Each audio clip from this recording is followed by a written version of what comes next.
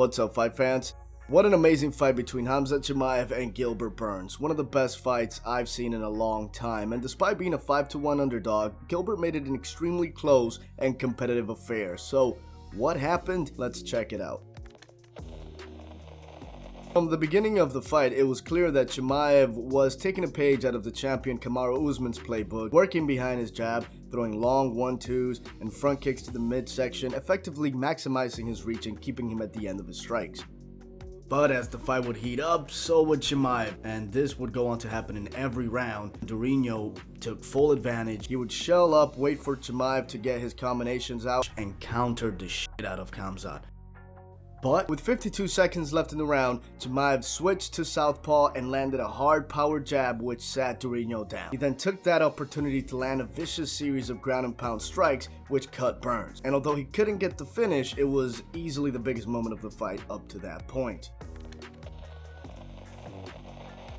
Now early in round 2, Chimaev again stuck to his corner's game plan, jabbing, staying long, and backing Burns up. But again, as the round went on, it's like he can't help himself, coming forward with 3, 4, 5 punch combinations. Maybe it was due to frustration, maybe it was due to never facing a guy who's there, hitting you back, finding a way to stay in the fight, and not going away.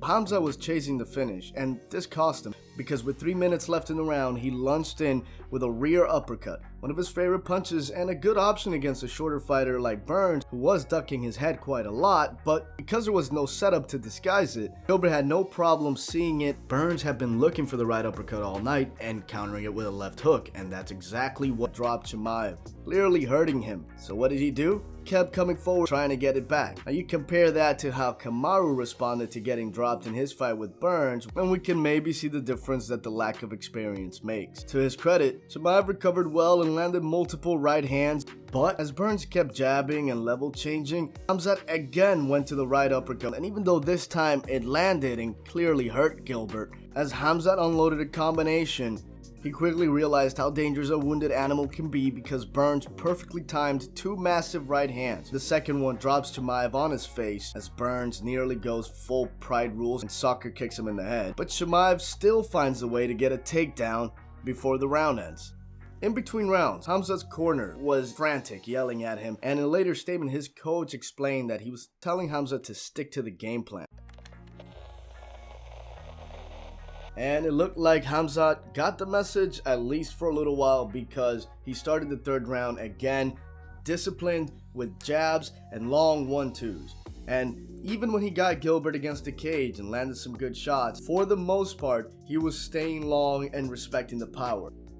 At one point, he did hurt him again. Gilbert was able to survive an onslaught against the cage, and Chimaev, again, still chasing that finish, kept throwing these long 3, 4, 5 punch combinations where perhaps he would have been better suited just throwing 1 to 2 punches and getting out of the way. Durinho also did a good job of timing the jab and coming over the top with a right hand, which staggered Chimaev, who still decided to wave him on, and the two ended the fight in an all-out brawl.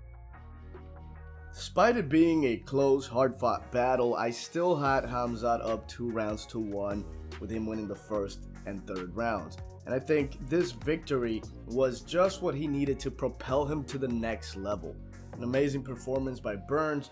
I don't think his stock goes down at all here, as some people might even make an argument that he won that fight. Let me know in the comments, who do you think Chimaev should fight next? How will he do against Covington? Or if he fights the winner of Usman versus Edwards, who wins that fight? Let me know what you think. Drop a like if you enjoyed the video, subscribe for more, and until next time, Checkmate MMA signing out. Peace.